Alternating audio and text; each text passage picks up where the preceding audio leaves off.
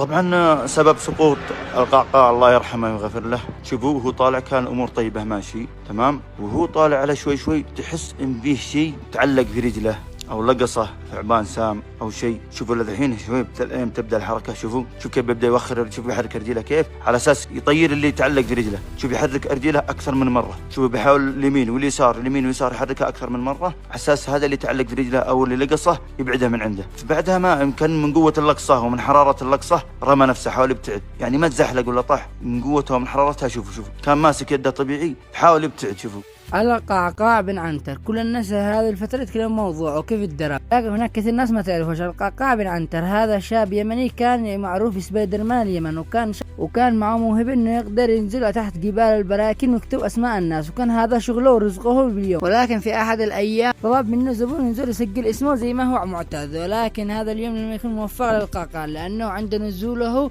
الدرب من عند حفرة البركان ومات، الله يرحمه ويجزاه الجنة.